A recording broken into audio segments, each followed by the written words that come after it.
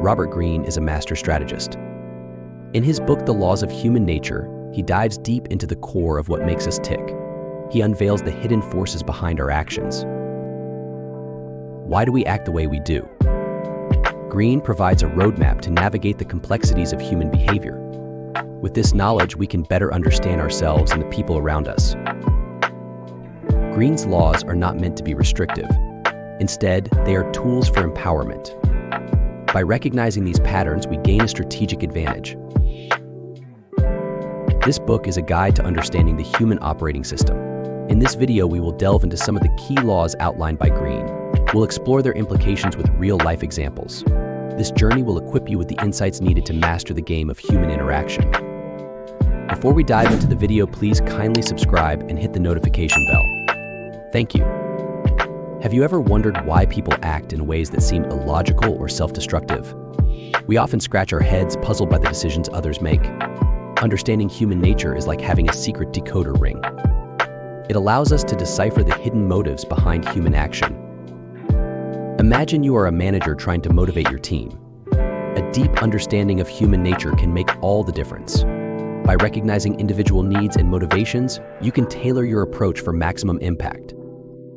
Perhaps one team member thrives on public recognition, while another prefers quiet encouragement.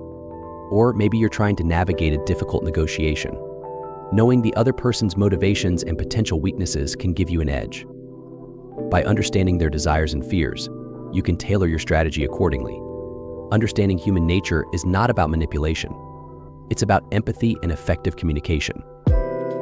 Chapter 1: The Law of Irrationality. We like to think of ourselves as rational beings. We believe our decisions are based on logic and reason, but the truth is far more complex. Our emotions play a powerful role in shaping our thoughts and actions. Imagine you are shopping for a new car. You've done your research, comparing safety ratings and fuel efficiency. But then you see a sleek, sporty model that makes your heart race. Suddenly, all your careful logic goes out the window. We are all susceptible to these irrational impulses. Our past experiences, hidden biases, and deep-seated emotions can cloud our judgment. The key is to recognize our own irrational tendencies. By becoming aware of our emotional triggers, we can make more conscious and reasoned decisions. Chapter 2: The Law of Narcissism. Narcissism exists on a spectrum. We all possess a certain degree of self-interest. It's part of human nature to seek validation and attention. However, when narcissism becomes excessive, it can be toxic. Imagine you are working with a colleague who constantly needs to be the center of attention. They dominate meetings, take credit for others' work, and are hypersensitive to criticism. This type of narcissistic behavior can create a toxic work environment. The key to dealing with narcissists is to understand their need for validation. While it's important to set boundaries, avoid direct confrontation. Instead, appeal to their desire for admiration. By acknowledging their strengths and contributions, you can redirect their energy in a more positive direction. Chapter 3: The Law of Role-Playing. We all wear different masks depending on the situation. We adopt specific roles in our families, workplaces, and social circles. This is a natural part of human interaction. These roles help us navigate complex social situations and maintain order. Imagine you are a parent attending a school play.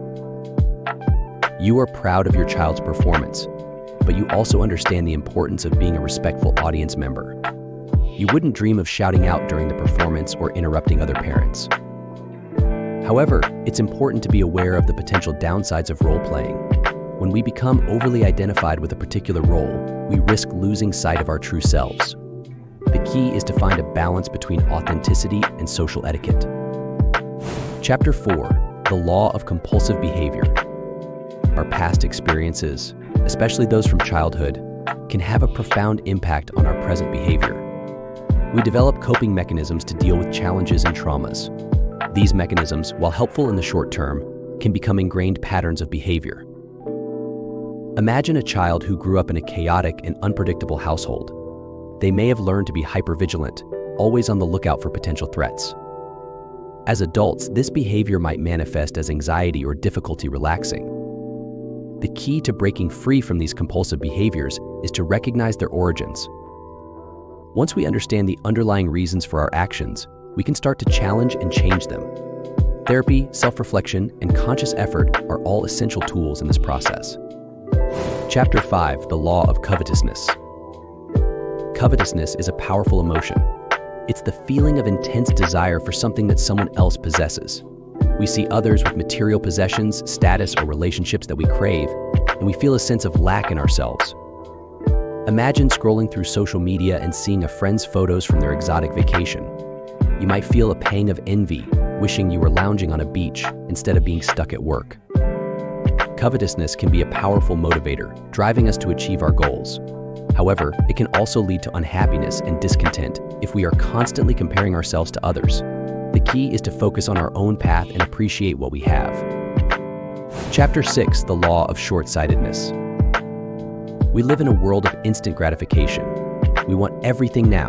This desire for immediate rewards can lead to short-sighted decision-making.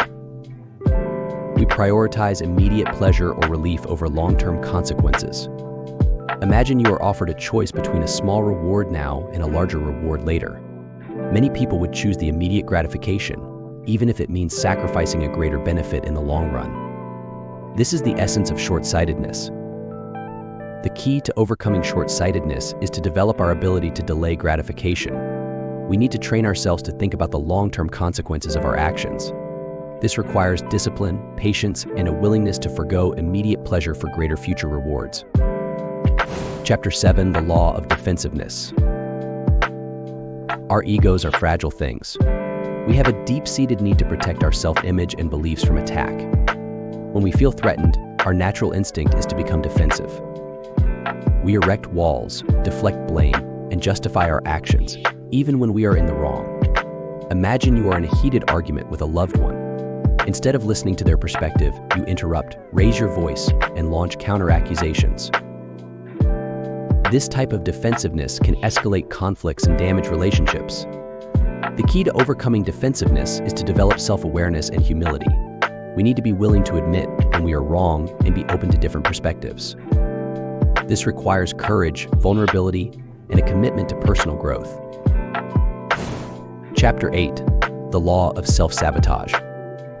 It's the unconscious tendency to undermine our own goals and aspirations. We procrastinate, make impulsive decisions, and engage in self-destructive behaviors, even when we know better. Imagine you are about to give an important presentation. You've prepared thoroughly, but as you step up to the podium, you feel a wave of self-doubt wash over you.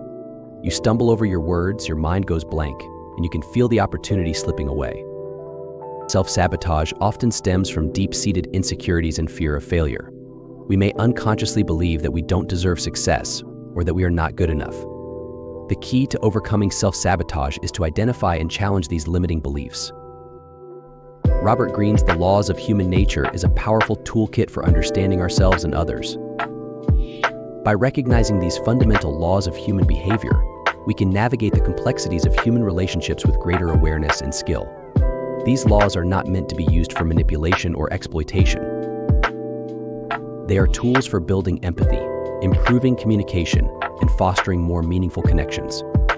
By understanding the forces that drive human behavior, we can create a more compassionate and fulfilling world.